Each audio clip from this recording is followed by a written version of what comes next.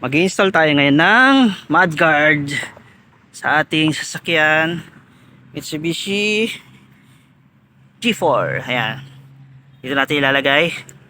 Ito yung ating mudguard. Ito yung sa likod, yung mas malaki, at ito yung sa harapan.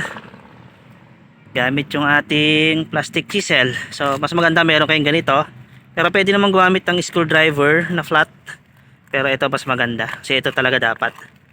Okay, una natin ikabit tong front side. So ito yung pangharap, ganyan yung kabit niya ito. Ayan, ganyan. So meron naman tong butas, dalawa. Ayan, butas na to, gamit tong ating plastic chisel.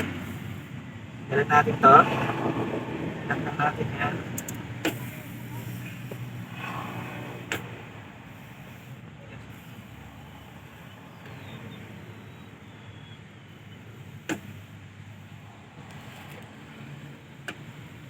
Yan, at natin muna tong una, tapos saka natin tanggalin tong pinaka-body niya. Iangat mo muna to para umangat yung pin, saka mo iangat tong pinaka-lock niya. Ganoon din dito sa kabila.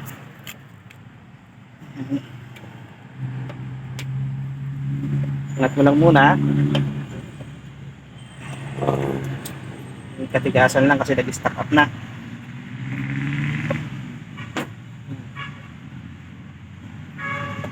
Yeah.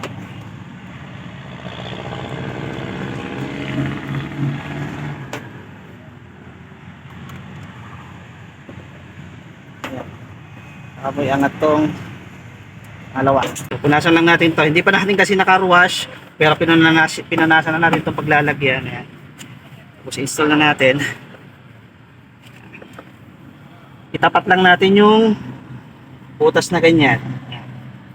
Tapos balik natin to, yung pin na tinanggal kanina. Suot lang natin ulit. Ayan. Wait. Angat muna natin para angat pa natin konti para bumaba ganyan. Ayan. Install na natin. Yan lang. Suot lang natin dito. Ayan. Tapos diin lang ulit para may balik. Ayan. Lock. Ayan. So, ganyan yung kanyang pwesto. Ayan, para hindi nagdudumi dito. Ayan, sa likod naman tayo. Lagyan natin yung sa so dito naman sa likod, tatlo yung kanyang pin. So tatlo rin yung butas dito. Ayan. Baliktad. Baliktad, pagkabila pala yung isa. Ayan. So tatanggalin natin ulit tatlong pin na to gamit yung plastic chisel natin.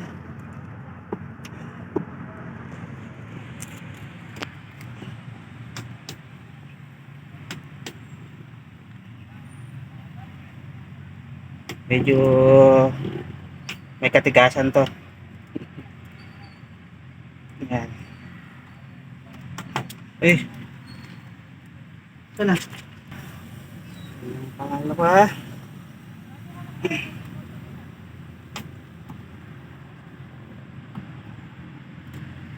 Yes. Ayan. Hawakan nyo lang kasi tumatalsik eh. Ayan, ito.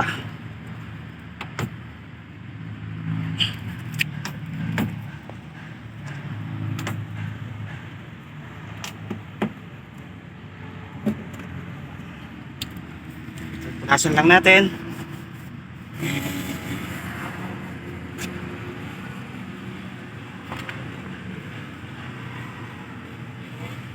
Ayan, napuno ng putik.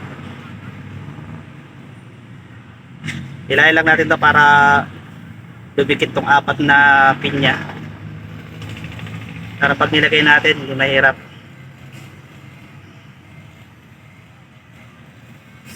Yung sa harap, dalawa lang, pero dito, tatlo.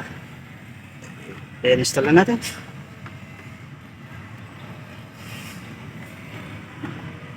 Yun. Balik lang. Tapos din yung lock. Ayan. Yan. So, ganun lang. Madali. Tapos kabit naman natin yung dalawa sa kabila.